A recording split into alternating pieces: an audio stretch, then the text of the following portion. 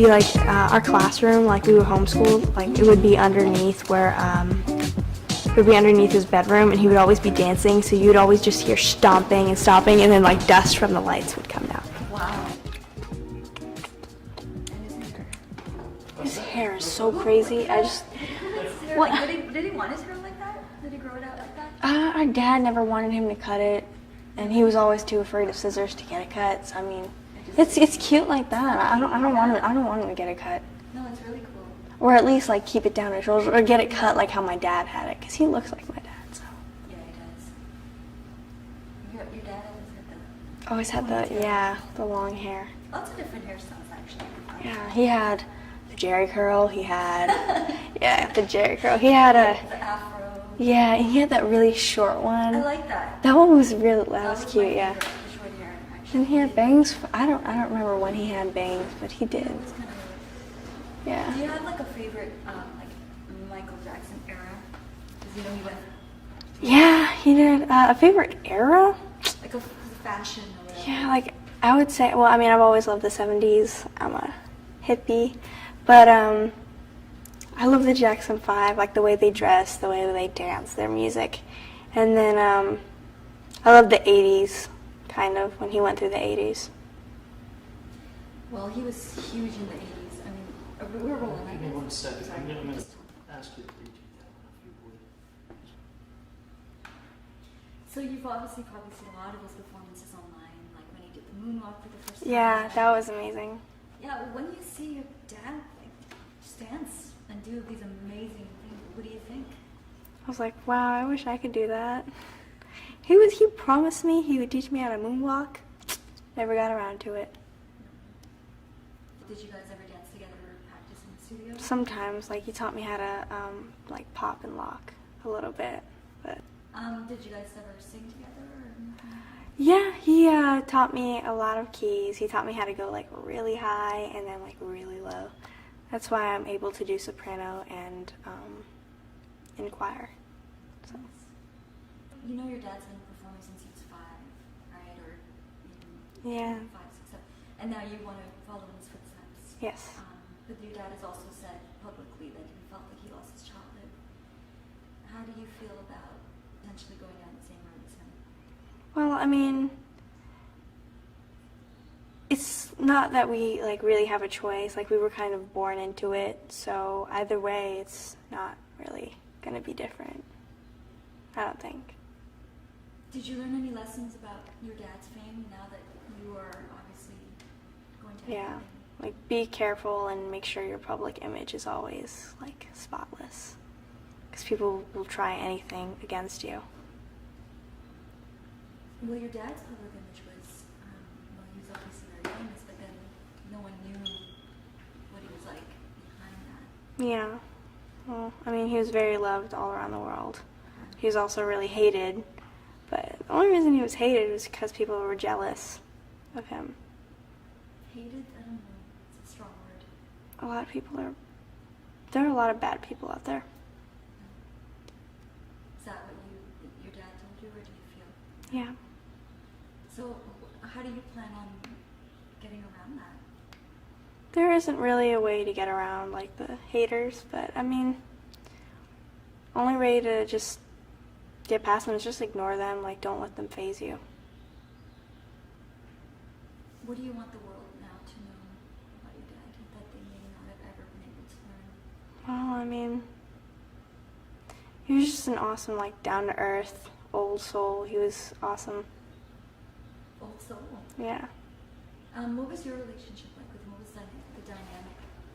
Well, we were like, he was my best friend. Yeah. We were kind of like the pranksters. He taught me a lot of really good pranks. And every time like we had guests, like we had like family or like the cousins or just like family friends, like we would always mess with them. It was fun. In Ireland, there was actually a lot more freedom. We could like, there was a lot of land, so we could just like run around. And they had this dog. Her name was Rosie. She was a border collie. She was like our favorite thing. And when it would rain, she would just like wait outside our door and like paw the door, and we would let her in. And our dad would get mad. We would like ruin our towels drying her off. He would come downstairs and he would see the dog sitting on the couch by the fire. He's like, "What is that dog doing there?" He would get so mad. Like, he loved animals, but it's just he doesn't like them like dirtying up the place. But Was he a neat freak? huh? He was, yeah. He's a Virgo. Oh. So I mean, like, you would see his bed all perfect, like his bed and everything, and just DVDs everywhere. Just like everything's messy except like the bed and where he sleeps. It was when we stayed in Bel Air for a while. He went in the bathroom, like he just had finished making the bed. He went in the bathroom. I took the pillow just to mess with him. I took the pillow and I tilted it down. He came out and he fixed it. Then when he wasn't looking, I turned it down again. And then he looked at the pillow and he looked at me and he looked at the pillow. He fixed it and he's like, "Don't you dare touch it," because he knew I was messing with him. Yeah, we loved messing with him, and then he would always mess with us. So when you guys went to Ireland and all that, a lot of people didn't really know he was there, right? Yeah, a lot of people didn't know he was there. Like, we were kind of in like a secluded place, but there was a lot of land there. That must have been fun for you guys. Yeah, it was really fun. There were like these rainbow mushrooms. Like, it's hard to explain. Like, you would step on the mushroom and it would change colors. Never heard of that before. I guess a bit of a departure from the life of Vegas. Yeah, it was fun. It was kind of like he kind of had a break from being him. Like, he could just sit at home and chill. What was that like for him? I think it was really good for him. I mean, he got a lot more sleep. He could just like rest and relax. Just have a normal life, right? Do you think that was probably one of the happier times that you guys? Yeah, I mean, he always wanted a taste of like normal life. So when he went to Ireland, it was just easier for him. And so I'm going to ask you about this. Did he make an announcement to you guys that you were going to come back to the U.S. and work on the show? Well, I mean, yeah, he just told us that we were living in Vegas for a long time, and then we would drive to Los Angeles a lot, and like he didn't really like LA, but we would drive there a lot for work, and then we'd stay there for a while, for a couple of days, and then come back. And then he just told us, he's like, "Okay, so we're gonna have to move to LA." And we were like, "No," because we loved it in Vegas.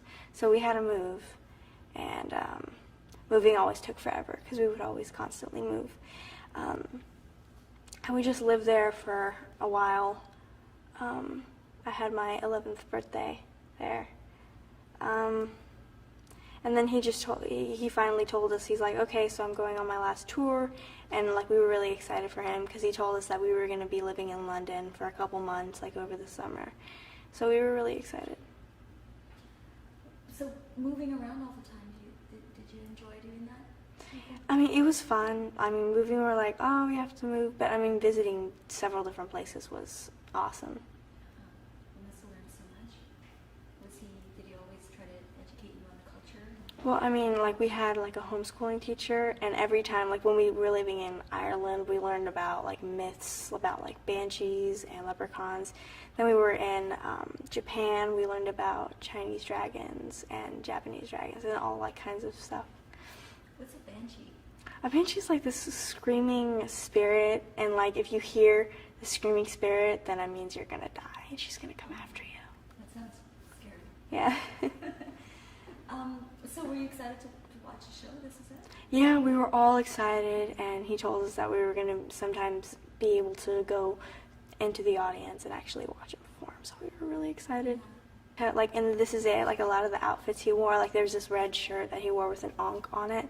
I got to pick out most of his outfits and put them together for him. We went like once or twice to This Is It. And then I remember Blanket would go with him all the time, so we were like, "Oh, he's so lucky."